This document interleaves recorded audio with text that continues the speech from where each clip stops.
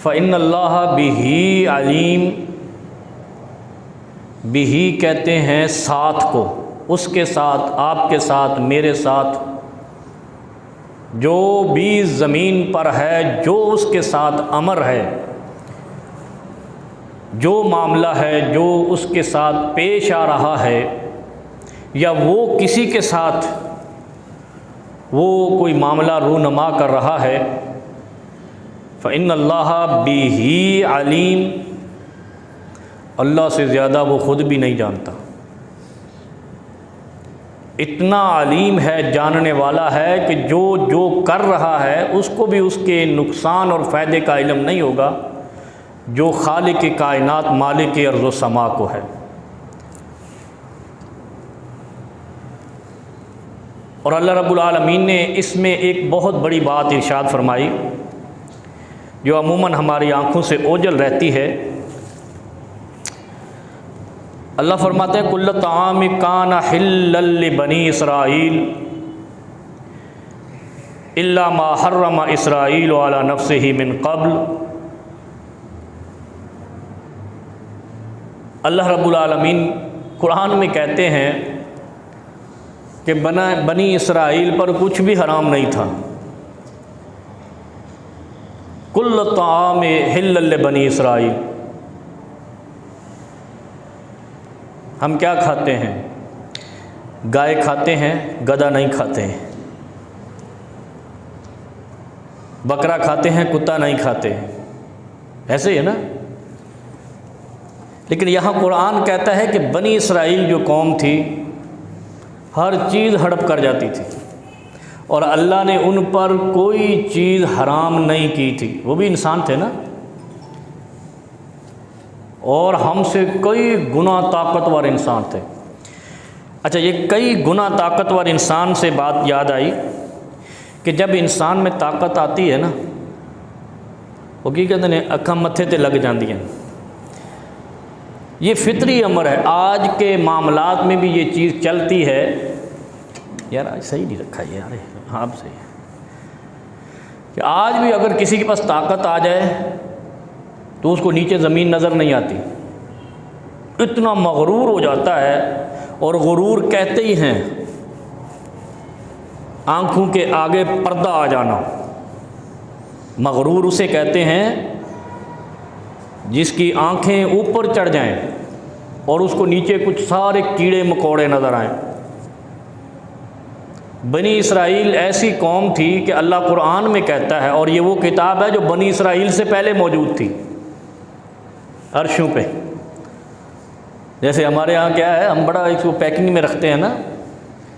पहले तो चमड़े में पैकिंग करते थे, आजकल तो कुरान को टीन पैकिंग भी करने लग गए। कोई लकड़ी के फ्रेम बना के उसमें कुरान पैक करते हैं। और कुरान क्या था? ज़ुबान ज़द-ए-आम। कुरान का माना ये है कि ये ज़ुबान ज़द-ए-आम हो, और ज़ुबान ज़द-ए-आम उसको कहते हैं कि हर ज़ुबान पर कुरान हो, और हर ज़ुबान पर उसी सूरत में होगा।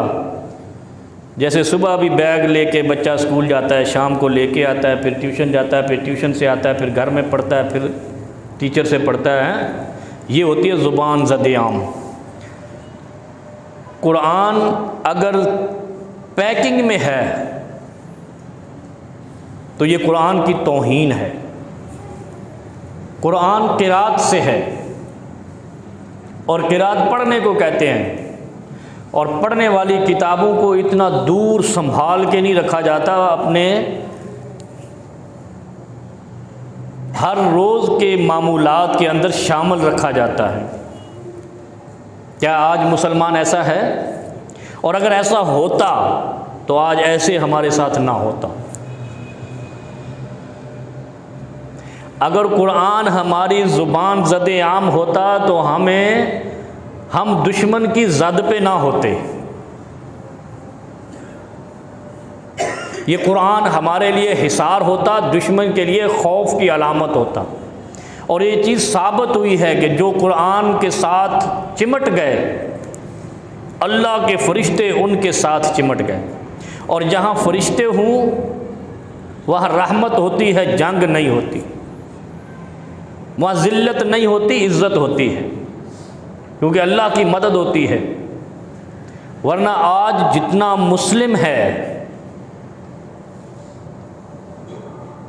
इतना उस दौर में काफिर थे और हम मुट्ठी भर थे। हमारी आंखों की शुआओं से दुश्मन डरता था, आंख की चमक से दुश्मन डरता था। क्यों? कुरान ज़द-ए-आम था। कुरान ज़ुबान ज़द-ए-आम होने का मतलब यह है कि आप अल्लाह के फ़रिश्तों के हिसार में है। जैसे नबी अलैहिस्सलाम ने फरमाया कि इंसान जब नमाज़ पढ़ता है, फ़र्ज़ नमाज़ पढ़ता है और जमात के साथ पढ़ता है, ये ज़हन में रखें। जब फ़र्ज़ नमाज का नाम आए तो इसमें अकेले का कॉन्सेप्ट रहता ही नहीं है। मीलों लोग चलकर पैदल आते थे खूंटी पकड़ के मस्जिद नबवी में नमाज पढ़ने, और अल्लाह के फ़रिश्तों के हिसार में रहते थे। इस जद्दोजहद की वजह से बुज़ुर्ग भी और जवान भी, बच्चे भी और बूढ़े भी और औरतें भी मस्जिद नबवी में आज भी नमाज़ पढ़ती हैं या नहीं पढ़ती? उत्थे औरतां नमाज़ पढ़ सकदियां ते पाकिस्तान च हराम हो जांदियां। कितनी ख़वातीन है इस इलाके में, इन पे नमाज जुमा फ़र्ज़ नहीं है। मक्के जाती हैं तो नमाज पढ़ रही होती हैं मर्दों के साथ। मदीने जहाँ शरीयत आई है वहाँ गलत नहीं है, तो जब वहाँ गलत नहीं है तो जहाँ यहाँ नहीं आती तो गलत है। और ये गलत इतना बड़ा गलत है, औरतों का मस्जिदों में नमाज ना पढ़ना ये गुनाह कबीरा है। इसको मामूली ना समझें। उम्मत मुस्लिमा के ज़वाल तब से शुरू हुआ जब से ये फतवा शुरू हुआ कि ख़वातीन को मस्जिद में नहीं आना चाहिए।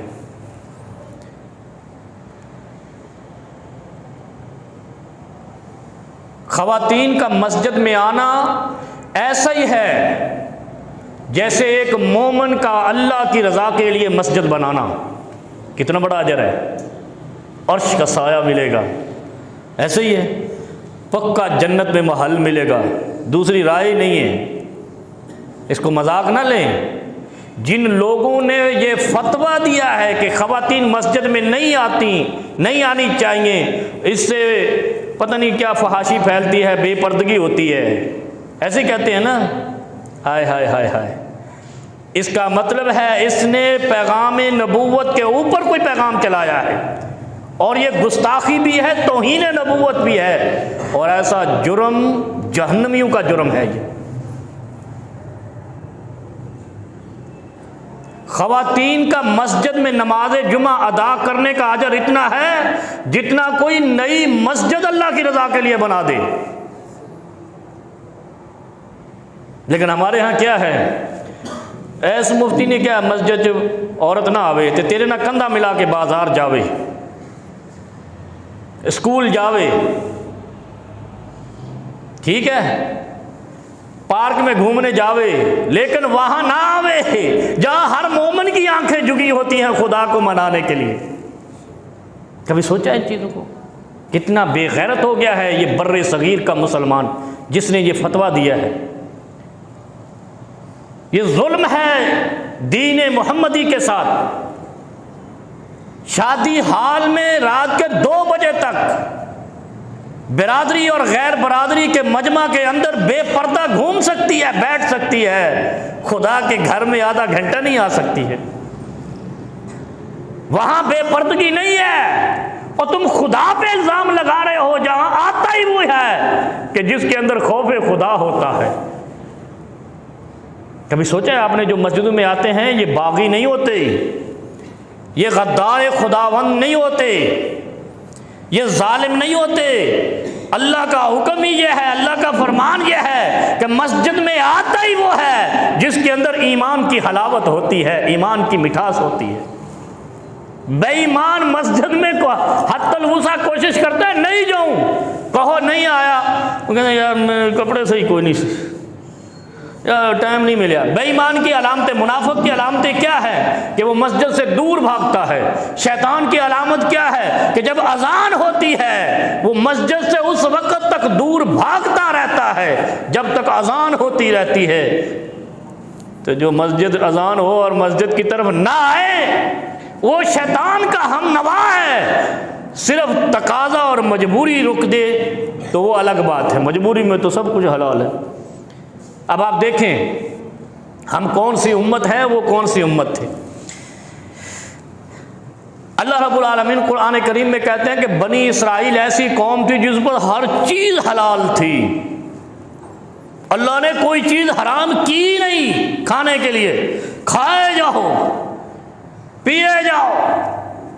लेकिन अल्लाह के सामने तौहीद का इनकार नहीं करना और सच्चाई का इनकार नहीं करना। वसद्दक़ बिल हुस्ना फअम्मा मन आता वत्तक़ा फसनुयस्सिरुहु लिल युस्रा वसद्दक़ बिल हुस्ना। हमारी बीमारी पता है क्या है? हमारी बीमारी ये है, मौलवी भी साड़ी मर्जी दा होवे ते गल भी साड़ी मर्जी दी होवे, दीन भी साड़ी मर्जी दा होवे, बाढ़ में जाए खुदा और खुदा का हुक्म माज़ अल्लाह। हमारी फितरत ये बन गई। क्यों, किस लिए बनी पता है आपको? जब इस तरह के मलगूबा मुफ्ती पैदा हुए माशरे में, किसी ने औरतें मस्जिद से निकाल दी, किसी ने दीन की फ़र्ज़ नमाज को अकेले पढ़ने को भी अजर का सवाब दे दिया, किसी ने कुछ कर दिया, हर किसी ने अपनी लुच तली है दीन के अंदर, जिसका नतीजा ये निकला है कि हर किसी को कोई ना कोई बचने की राह मिल गई है। और ये किनका था? बनी इसराइल का। बनी इसराइल वालों पर अल्लाह ने कोई चीज़ हराम की नहीं। मैं कहता हूँ इधर पैदा क्यों हुए हो यार, बनी इसराइल की मर्जी पैदा हो जाते, कोई चीज़ हराम ही नहीं थी। अल्लाह ने फिर क्या फरमाया देखें, कुरान करीम में अल्लाह कहता है कुल्लु ताआम कान हिल्लल बनी इसराइल, हर खाने की चीज़ बनी इसराइल पर हलाल थी। इल्ला मा हर्रमा इसराइल अला नफ्सिही, मगर ये कि उन्होंने खुद कह दिया नहीं खानी है, ये नहीं खानी। इसके उलट आप आ जाए, मुसलमानों को कहा सूद नहीं खाना, कि खाना है। उनको कहा कि तुम हर चीज़ खाओ लेकिन अल्लाह की नाफरमानी ना करो, उन्होंने खुद हराम कर दी चीज़ें। कौन सी चीज़? वो आपका बकरा नहीं खाएंगे, वो इधर हिंदू हैं वो गाय नहीं खाएंगे, नहीं खाते ना, वो हलाल थी। उन्होंने हलाल की हुई चीज़ें हराम की तो खुदा ने मलऊन कर दिया। और ये उम्मत ऐसी है कि जिन पर जो वजाहत अल्लाह ने जो पीछे रह गई थी वो भी कर दी कि ये हराम है, ये जबरन वो काम करते हैं। यानी ये समझते ये हैं कि जो ये है ये करेंगे तो बरकत होगी, और उसी से खुदा बरकत छीन लेता है, फिर जिल्लत मुसल्लत कर देता है। तो तिल अल्लाह व तो इज़्ज़ मन तशा व तो ज़िल्लु मन तशा, फिर अल्लाह ही इज़्ज़तों का मालिक है, अल्लाह ही ज़िल्लतों का मालिक है। हम और कुछ नहीं देखते, हम देखते अल्लाह ने नमाज फ़र्ज की है, ठक नमाजें पढ़े जाओ, आगे पीछे नहीं हम देखते, दाएं बाएं नहीं देखते कि कुछ और भी हैं ऐसी चीज़ें जो अल्लाह ने फ़र्ज की हैं, उनको भी देखना है तब जाके ये। अब देखिए अल्लाह कुरान में कहता है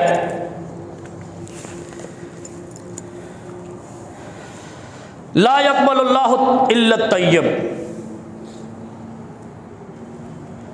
अल्लाह कबूल करता है मगर सिर्फ पाकीज़ा चीज़ को। जब इंसान वुज़ू करता है ना, ये पाकीज़ा हो जाता है। वुज़ू पाक होने के लिए करते हैं ना कि वो नमाज़ पढ़नी है, और नमाज इसका मतलब यह है कि नमाज ही एक ऐसा फ़र्ज़ है जो पाकी के अलावा अदा नहीं होता।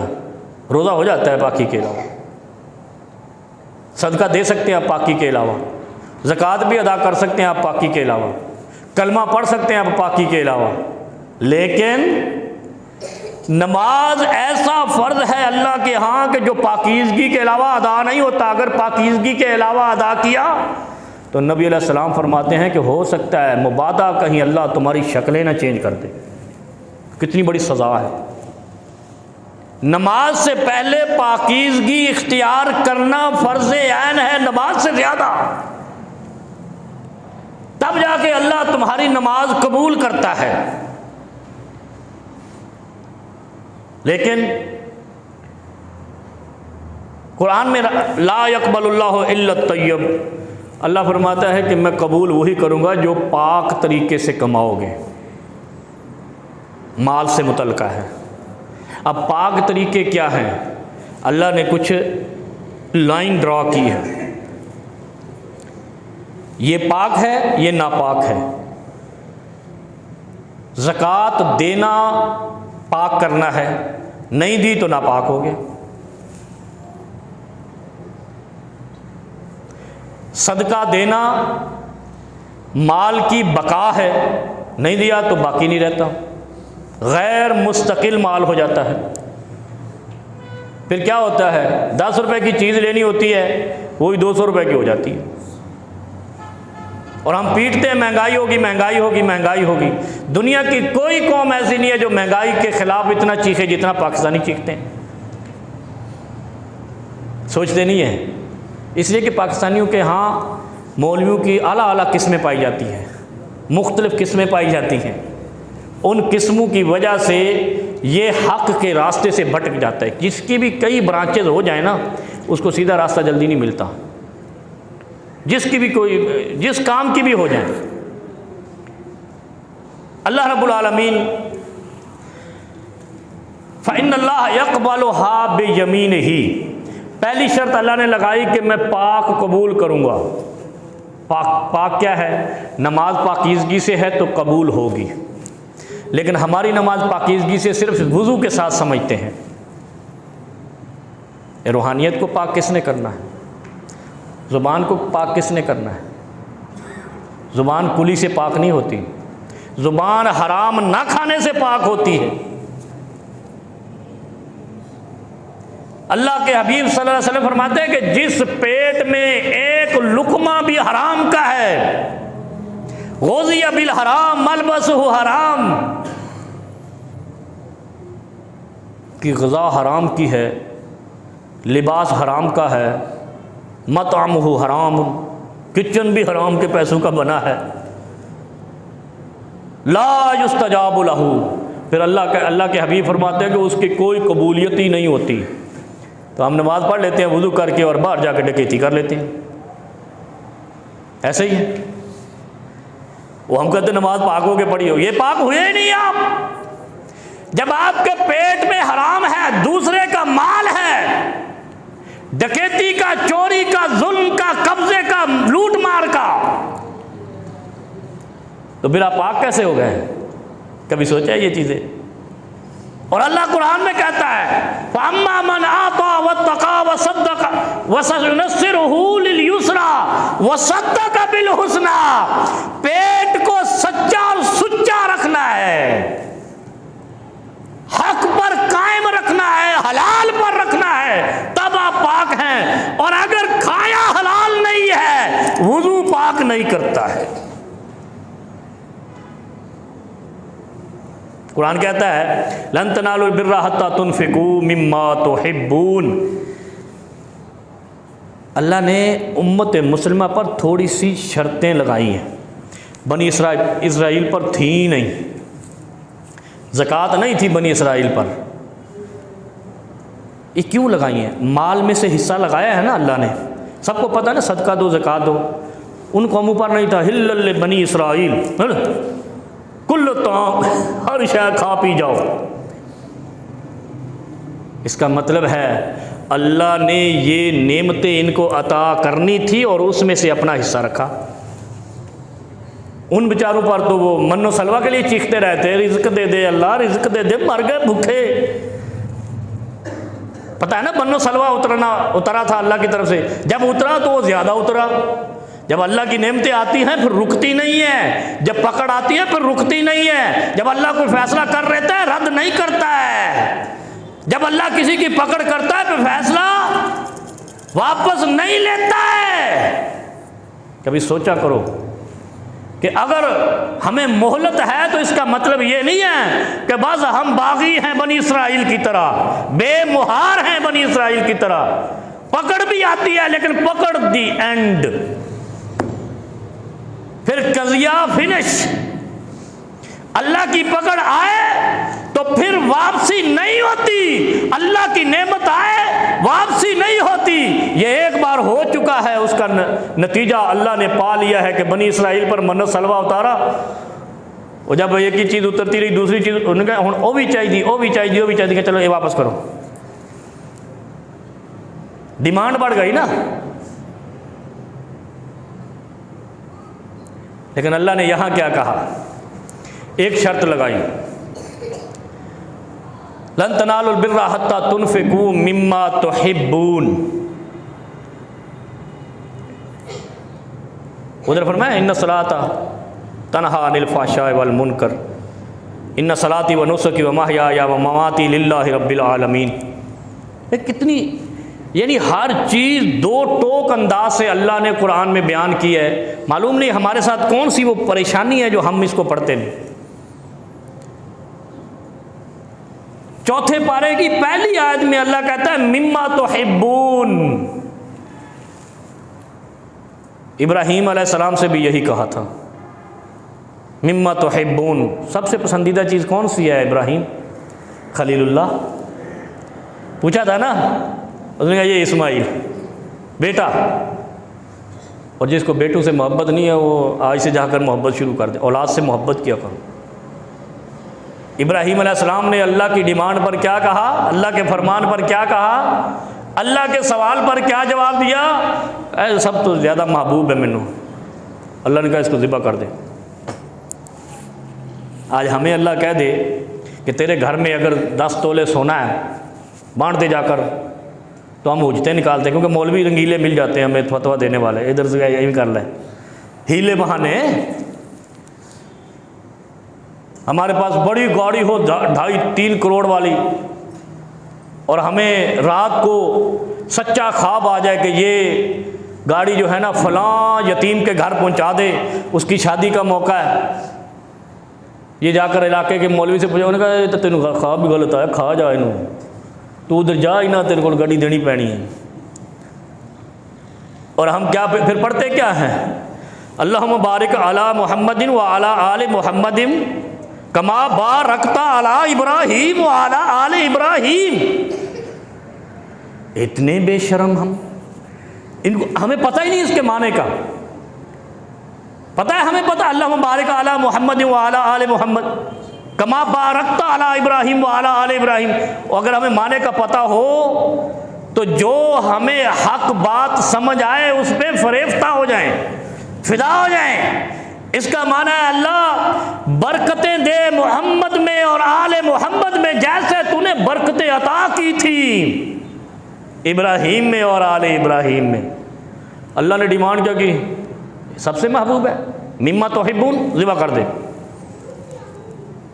और फिर उसको क्या कहा, ज़िबहुन अज़ीम, रुए ज़मीन का सबसे बड़ा ज़िबहा वही था जो अल्लाह ने सबसे महबूब चीज़ का करवाया था, इस्माईल अलैहिस्सलाम का। फिर बरकतें कैसी दी, क़यामत की सुबह तक हर अल्लाह को मानने वाला ये पढ़ता रहेगा, अल्लाहुम्मा बारिक अला इब्राहीम व अला आले इब्राहीम। यानी ये पता है कलमा क्या है, कलमा दुआया है। ये आप अल्लाह से कहते हैं अल्लाह बरकतें दे जैसे इब्राहीम में दी थी और आले इब्राहीम में दी थी। ये नहीं पूछते हम किसी से कि इब्राहीम में बरकतें जो देख रहे हो या पूछ रहे हो या मांग रहे हो वो दी किस कुर्बानी के बाद थी, किस मेहनत के बाद थी, किस जिद्दोजहद के बाद थी। सबसे महबूब चीज जब खुदा के रास्ते में कुर्बान करने के लिए तैयार हो गए, खुदा ने कहा तेरी आल भी बचेगी, तेरी नस्ल भी बचेगी और तेरा नाम भी बचेगा, तेरी बरकतें मांग मांग कर आने वाली नस्लें भी बाबरकत हुआ करेंगी। क्या काम किया था, नमाजें पढ़ी थी। सबसे पहले कपड़े पहनने का रिवाज इब्राहीम अलैहिस्सलाम से हुआ था, उससे पहले नंगे ही फिरते सो। शुक्र करो कपड़े वाली उम्मत च पैदा होए जी। ये पता है आपको? अजी आज भी कोई फिल्में दिखाते हैं नंगी, वो जो अफ्रीका की, और वो क्या है, तो फिर नमाज भी फ़र्ज नहीं थी। बड़ी बड़ी कीमती गल्लां बिचों निकल आंदियां। वो अफ्रीका के जंगलों में आज भी देखते हो ना, जानवर टाइप इंसान होते हैं, नंगे डंगे, तेरी ऐसी तैसी। ये इब्राहीम अलैहिस्सलाम से पहले ऐसे ही थे। तो इसका मतलब है उन पर सिर्फ एक ही शर्त थी, हर चीज़ हलाल थी, लेकिन अल्लाह की तौहीद को मानना, सच के साथ रहना, सद्दक़ा बिल हुस्ना। और हम हर झूठे के हामी हैं। वो हमें तो झूठे गवाह भी मिल जाते हैं, 500 रुपये दे, औकात हमारी ये है। और फिर क्या कहते हैं, ला इलाहा इल्लल्लाह मुहम्मदुर रसूलुल्लाह। फिर आखिर में जाकर क्या पढ़ते हैं, कमा बारकता अला इब्राहीम व अला आले इब्राहीम। हम इन दोनों कलिमों के मुनाफिक हैं। हम ये नहीं समझते बरकत मांग रहे हैं, काम भी वो कर रहे हैं या नहीं। उन्होंने अल्लाह के हुक्म पे बेटा कुर्बान करने के लिए तैयार हो गए, जो जाने जिगर था, एक ही बेटा था अकलौता, कहा कर देंगे कुर्बान। फिर अल्लाह ने कहा कुर्बान तो मैं नहीं होने दूंगा, लेकिन इम्तिहान में कामयाब हो तो बरकतें तेरी आगे क़यामत तक चलेंगी। नहीं तो हमारा क्या ताल्लुक़ है इस्माइल से और इब्राहीम अलैहिस्सलाम से, क्या हमारा वास्ता उनसे। हम तो मोहम्मद की शरीयत के उम्मती हैं सल्लल्लाहु अलैहि वसल्लम। हमें तो यहाँ तक जाने का सफ़र का मौका है ना, मक्के चले जाओ, मदीने चले जाओ, हमारा काम मुकम्मल, दीन मुकम्मल हो जाता है। न कूफे में मुकम्मल होता है, न करबला में मुकम्मल होता है। और जो समझते हैं कूफे करबला में मुकम्मल होता है, वो बनी इसराइल जैसे लोग हैं। क्यों? खुदा ने जब एक चीज़ हद मुकर्रर कर दी, उन्होंने कहा और सुनाओ, और मांगने लग गए, और की डिमांड कर दी, और की तरफ उलझे। जब और मिला तो आंखें इधर पेशानी पे लग गई, तकब्बुर, गुरूर और मुतकब्बिराना हरकतें करने लग गए। तो अल्लाह ने क्या कर दिया, उधर नीचे धमसा दिया, मलऊन करार दे दिया। इसलिए दौलत आने के बाद तकब्बुर, ये हलाकत के अलावा कुछ नहीं लाता। हमने देखा है, आपने भी देखा है, कितने कितने गरीब लोग होते हैं बेचारे, मजदूरी करते हैं, हाथ पत्थर जैसे सलाम करते हैं तो पत्थर जैसे हाथ होते हैं, मेहनत मजदूरी करके। और अगर 8-10 साल मेहनत कर लें और माल मवाल आ जाए, घर में रोटी अच्छी पकने लग जाए, तो फिर मोहल्ले के लिए फितना बने हुए होते हैं, इलाके वालों के लिए, गरीबों के लिए फितना बन जाते हैं। यही बनी इसराइल की आदत थी, यही यहूदियों की आदत है, और यही वो आदत थी जिसकी वजह से अल्लाह ने लानतें बरसाई। क़यामत की सुबह तक उन पर लानतें बरसेंगी, और वो ज़िल्लत और रुसवाई और जहन्नम उनका ठिकाना। खलास। इसलिए दौलत के बाद आजिज़ी फ़र्ज़ ऐन है, इनकिसारी फ़र्ज़ ऐन।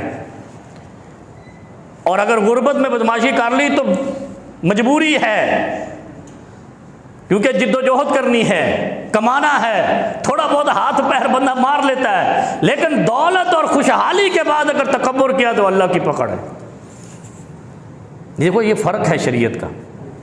गरीबी में आदमी खिंचातानी कर लेता है, लेकिन जब हर सहूलत अल्लाह ने अता कर दी हो, फिर अगर कोई ऐसी हरकत करे, और इसकी मिसालें हैं, जैसे हज़रत उमर रज़ियल्लाहु अन्हु के ज़माने में कहा जिसको जहाँ को मिलता जाके खा जाओ, लूट जाओ। ऐसे ही था ना, कहत के ज़माने में गरीबी फैल गई। किसी ने आकर कहा जी मेरे बाग से फल खा ले, उसने खाने दे, औरों को भी ले जा, जिसको भूख लगी जहाँ से मिलता खा जाओ। ये इजाज़त होती है गरीबी में, इस गरीबी कहते हैं इसको।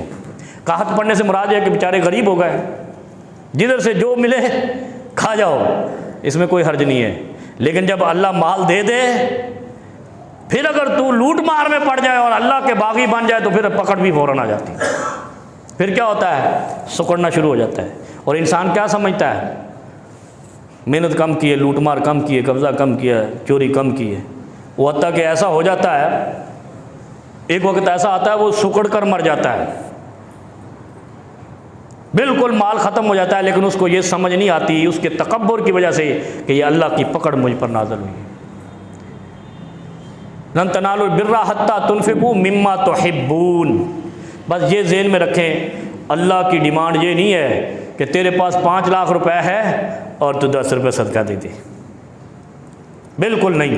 अल्लाह ने हद मुकर्रर की है 2.5%, ऐसे ही है की है ना, ज़कात की हद है 2.5%, और आदमी क्या है 2% दे देता हूँ, तो ये दगा है ना अल्लाह के साथ, किसी बंदे के साथ नहीं। क्योंकि ज़कात अल्लाह का फरीज़ा है, जैसे नमाज अल्लाह का फरीज़ा है। नमाज 4 फ़र्ज़ है, क्या यार कोई नहीं 3 पढ़ लेना के टाइम कोई नहीं, कबूल हो जाएगी, तो 2.5% से कम सदका कैसे कबूल हो जाएगा? सदका हो या ज़कात या अतिया, आपने अपने माल से 2.5% से कम नहीं निकालना। इस इख्तियार का मकसद ये नहीं है कि सदका कह दिया तो तू अपने माल के अंदर हेज के तौर पे निकाल। ये आज बात नोट कर लें, हमारे यहाँ राहें बड़ी मिल जाती हैं, क्योंकि मौलवियों के रंगीले भी बड़े हैं ना, रंग बिरंगे तर्जें हैं। जब अल्लाह ने अपनी हद मुकर्रर की है 2.5%, तो तू उससे कम करके अल्लाह के फ़र्ज़ में नक्स नहीं कर रहा। सोचा कभी आपने 5,000 रुपये का नोट निकाल के फिर पर्स तलाश कर रहे होते 10 रुपये देने के लिए? नहीं नहीं नहीं नहीं, ये ज़्यादती ना करें। अल्लाह सब देख रहा है ना, इन्नल्लाह समीउम बसीर, अल्लाह सुनता भी है देखता भी है।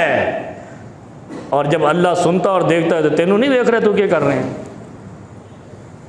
अल्लाह तो कहता है ला यक़बलुल्लाहु इल्ला तय्यब फ़इन्नल्लाह यक़बलुहा बेयमीनिही। हाय हाय हाय हाय, वही तो गल मुक गई। अल्लाह के हाथ हैं या नहीं है?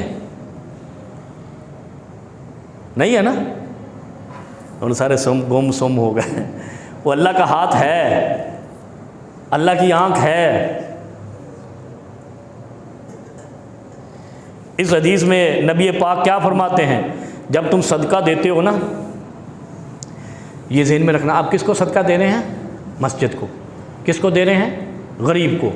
आप किसको दे रहे हैं? किसी यतीम को, किसी मिस्कीन को, किसी बेवा को, हैं, किसी बच्ची की शादी में सदका दे रहे हैं ना, तो सब देते हैं। ये सारे माशाअल्लाह हो दौलतमंद हो रहे हैं,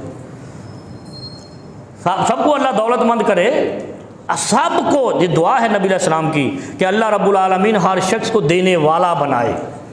देने वाले की तमन्ना रखा करो अल्लाह से। अल्लाह क्या कहता है, अब आज गौर से सुन लें, ये ईमान का हिस्सा है कि जो अल्लाह के हबीब सल्लल्लाहु अलैहि वसल्लम ने फरमाया उस पर ईमान लाना, ईमान का हिस्सा। और अगर अल्लाह के हबीब सल्लल्लाहु अलैहि वसल्लम ने जो फरमाया तूने उसमें लैतो लाल की हुज्जत हीला निकाला तो तू गुस्ताख नबी बन गया, इनकार पैगाम नबूवत का मुर्तकिब हो गया। अल्लाह के हबीब क्या फरमाते हैं, फ़इन्नल्लाह यक़बलुहा बियमीनिही, अल्लाह दाएं हाथ से सदका लेता है। किसी मौलवी दसिया है और जान ना निकल जासी। अल्लाह के नबी फरमाते वल्लज़ी नफ्स मुहम्मदिन बियदिही, कहते हैं ना, कई हदीस हैं सैकड़ों जिसमें नबी अलैहिस्सलाम ने ये अल्फाज बोले हैं, वल्लज़ी नफ्स मुहम्मदिन बियदिही, कसम है उस ज़ात की जिसके हाथ में मेरी जान है। बियदिही हाथ को कहते हैं ना, और मुसाफा का माना दसे तू आमे कौन आमे, ये कौन आई, ये हाथ है, इसको हाथ कहते हैं और इसको यद कहते हैं अरबी में, दोनों को यदैन कहते हैं। इसीलिए कहते हैं रफ़उल यदैन, दोनों हाथों से हाथ उठाना है। रफ़उल यदैन, यही झगड़ा रहता सुन्नियां जवाबियां। पूछा करो ये यदैन किसे कहते हैं, वो कहेंगे दोनों हाथों को। हदीस कहती है रफ़उल यदैन, दोनों हाथों से रफ़उल यदैन करनी, ऐसे नहीं करनी। तो यदैन का मतलब पता चला हाथ। और यहाँ हदीस में नबी पाक फरमाते हैं फ़इन्नल्लाह यक़बलुहा बियमीनिही, जब कोई सदका देता है रब्बे किब्रिया दाएं हाथ से पकड़ता है। कभी सोचा करो, भले 10 दो, इसमें मैं आपको नहीं कहता कि आप रुपये 10 ही जेब जो वो भी दे छो, अल्लाह का हिस्सा दो, लेकिन ये सोच के, ये तसव्वुर तुम्हारे दिल और दिमाग में होना चाहिए कि ये जो हम दे रहे हैं, डब्बे में दे रहे हैं, किसी की हथेली पे दे रहे हैं, किसी के घर में दे रहे हैं, किसी को खुफिया और किसी को ऐलानिया दे रहे हैं, ये दर हकीकत हम अल्लाह के हाथ में अपना कर्जा सौंप रहे हैं। अल्लाह ये तुझे दिया है, उधर काम आ जाए। नबी अलैहिस्सलाम ने फरमाया फ़इन्नल्लाह यक़बलुहा बियमीनिही। अच्छा आगे सुने, ये टाइम की बदमाशी चलती रहती है। एक तो अल्लाह सदका देने वाले का सदका दाएं हाथ से पकड़ता है, लेता है, फिर अल्लाह रब्बुल आलमीन के हबीब फरमाते हैं हत्ता युरब्बीहा। हत्ता युरब्बीहा मतलब क्या है? फिर आगे नबी अलैहिस्सलाम ने इसकी मिसाल फरमाई कि हत्ता युरब्बीहा कहने का मकसद यह है कि जैसे कोई बछेरा लेता है, लेकिन ये जो कराची वाले हैं ना, इन्होंने बीमारी पवे ये सिर्फ ईदते ही लेते हैं। उधर देहातों में जाओ, गाँव में जाओ, माल पाला करो, मवेशी जहाँ से लेकर आते हो वो साल पूरा बछेरे पालते कैसे हैं? चलो ये जो 10 दिन भी लेते हो, कितनी मेहनत करते हो, कभी सोचा आपने? उधर से चारा लाओ, उससे वंडा लाओ, उससे लाओ, उससे पता नहीं क्या दवाइयाँ, जब उसको पालते हैं बछेरे को 10 दिन में इतनी खिदमत करते हैं जो एक देहाती 2 महीने में करता है। अल्लाह रब्बुल आलमीन के प्यारे हबीब फरमाते हैं जब कोई अल्लाह के हाथ में सदका देता है ना, अल्लाह रब्बुल आलमीन उस सदके पर हाथ फेरता है, पहले पकड़ता है फिर उस पर हाथ फेरता है। हत्ता युरब्बीहा, उसको पालता रहता है। हत्ता जाअल हबल, अल्लाह दिए हुए सदके को पहाड़ की तरह बना देता है जो आप देते हो। अच्छा वो सदका है जो आप 2.5% से कम ना दोगे। और अगर आपने बच बचाओ की पॉलिसी इख्तियार की और बस ऐसे ही सदके वालों में नाम उंगली कटा के शहीदों में नाम लिखाने वाले की तरह इतना किया, उसको नहीं। ये वो सदका है जो अल्लाह की हद के मुताबिक आपने दिया है। पाकीज़गी के बगैर कोई अमल कबूल नहीं होता, और सदका वो कबूल होता है जो अल्लाह की मुकर्रा हद के मुताबिक हो। वरना अल्लाह ने बनी इस्राइल की मिसाल बयान की है कि उनके लिए सब कुछ हलाल था, इतना खाया कि आंखें बाहर आ गई।